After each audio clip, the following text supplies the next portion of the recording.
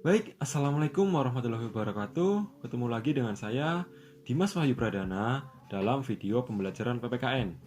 Pada kali ini, kita akan belajar mengenai menumbuhkan kesadaran terhadap Undang-Undang Dasar Negara Kesatuan Republik Indonesia tahun 1945, yaitu pada materi kelas 8. Video kali ini kita akan membahas subbab yang kedua, yaitu kedudukan dan makna Undang-Undang Dasar Negara Kesatuan Republik Indonesia. Setelah sebelumnya kita belajar mengenai kedudukan dan makna pembukaan Undang-Undang Dasar. Jadi kemarin kita belajar pembukaannya, sekarang kita belajar mengenai isi dari Undang-Undang Dasar Negara Kesatuan Republik Indonesia. Baik, langsung saja. Kita mengawali dengan sebuah pertanyaan. Apa yang dimaksud konstitusi? Konstitusi adalah hukum dasar yang dijadikan pegangan dalam penyelenggaraan suatu negara. Jadi, ketika kita akan menyelenggarakan suatu negara, kita harus memiliki aturan, atau harus memiliki hukum, atau harus memiliki rules. Jadi, ketika kita menjalankan sebuah roda pemerintahan atau ketatanegaraan, kita sudah sesuai peraturan, supaya tidak adanya pelanggaran hak, supaya terjalinnya kewajiban warga negara semuanya. Nah, konstitusi dibedakan menjadi dua, yaitu konstitusi tertulis dan konstitusi tidak tertulis. Kalau konstitusi tertulis itu lazim disebut dengan Undang-Undang Dasar, atau hukum dasar dalam praktik penyelenggaraan negaranya dituangkan dalam suatu naskah atau dikodifikasikan. Seperti Undang-Undang Dasar Negara Kesatuan Republik Indonesia itu dibuat naskah atau dikodifikasikan. Nah, kalau konstitusi tidak tertulis, yaitu konstitusi yang disebut konvensi atau kebiasaan ketatanegaraan yang sering timbul di dalam suatu negara. Jadi, konstitusi itu tidak dituangkan dalam suatu naskah atau tidak dikodifikasikan atau disebut konvensi. Mengapa sih suatu negara harus memiliki undang-undang dasar? Kenapa coba? Alasan suatu negara harus memiliki undang-undang dasar. Jadi setidaknya ada 4 alasan mengapa suatu negara memiliki undang-undang. Yang pertama yaitu kehendak para warga negara yang bersangkutan agar terjamin hak-hak dan bertujuan untuk membatasi tindakan para penguasa negara tersebut. Yang kedua, kehendak dari penguasa negara dan atau rakyatnya untuk menjamin agar terdapat pola atau sistem tertentu atas pemerintahan negaranya. Yang ketiga, para pembentuk negara atau founding father memiliki kehendak agar terdapat kepastian tentang cara penyelenggaraan negaranya. Yang keempat, kehendak dari beberapa negara yang mulanya berdiri sendiri atau menjalin kerjasama. Nah, jadi kalau di Indonesia itu di yang ketiga, yaitu kehendak para pembentuk negara atau founding father agar terdapatnya kepastian tentang penyelenggaraan negara. Pada saat itu, anggota BPUPKI merumuskan rancangan undang-undang dasar dan anggota PPKI mengesahkan rancangan undang-undang dasar tersebut menjadi suatu undang-undang dasar Negara Kesatuan Republik Indonesia. Kedudukan Undang-Undang Dasar Negara Kesatuan Republik Indonesia tahun 1945. Kedudukannya adalah sebagai sumber hukum dan hukum dasar yang menempati kedudukan tertinggi. Jadi nanti kalian juga akan belajar tentang hierarki dari tata urutan peraturan perundang-undangan. Nah, Undang-Undang Dasar Negara Kesatuan Republik Indonesia ini menempati posisi yang nomor 1.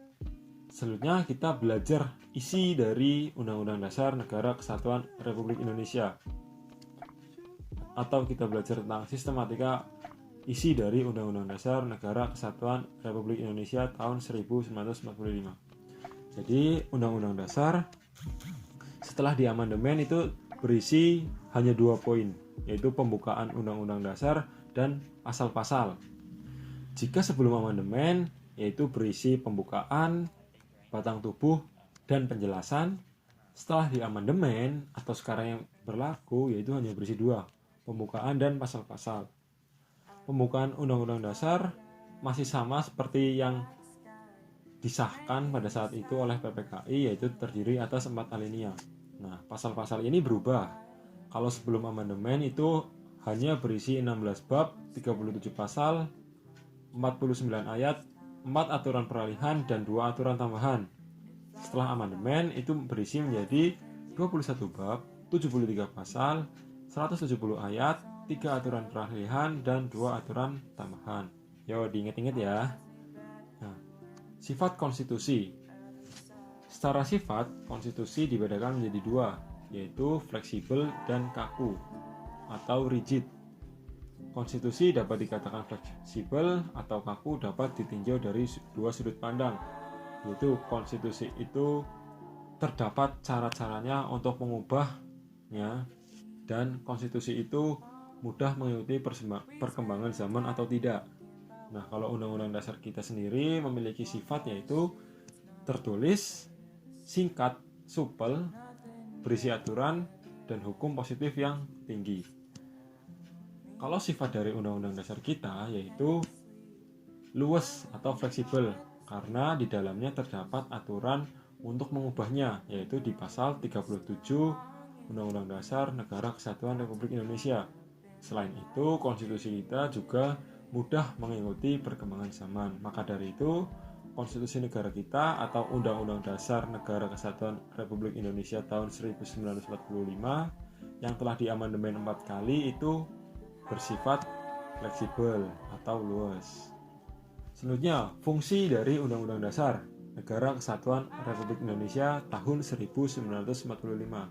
Ada 3 fungsi. Yang pertama yaitu alat kontrol, yaitu sebagai alat kontrol apakah aturan hukum yang lebih rendah sesuai dengan aturan hukum tertinggi atau undang-undang dasar sendiri itu. Yang kedua, sebagai alat mengatur sebagaimana kekuasaan negara disusun, dibagi, dan dilaksanakan. Jadi kekuasaan negara kita kan ada 3 tuh, eksekutif, yudikatif, dan legislatif. Di situ undang-undang dasar memiliki tempat sebagai alat pengatur jalannya pemerintahan di negara Kesatuan Republik Indonesia ini. Yang ketiga, sebagai alat penentu.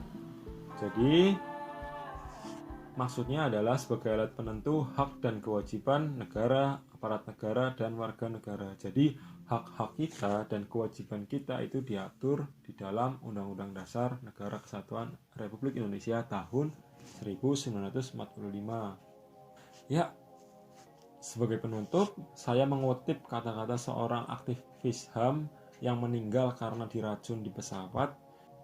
Beliau mengatakan seperti ini, biarkanlah rakyat yang menentukan arah bangsa ini akan dibangun dan bagaimana rakyat akan menjaga masa depannya. Sebab rakyat pemilik sah konstitusi. Baik, terima kasih dari saya. Kurang lebihnya saya mohon maaf. Billahi taufiq wal hidayah.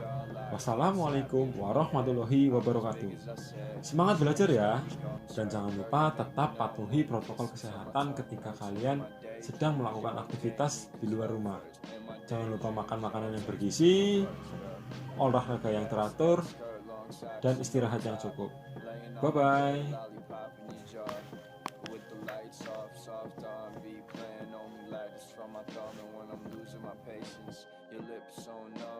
I can't feel your kisses. Chewing pink bubble gum, I wanna make you finish. Head between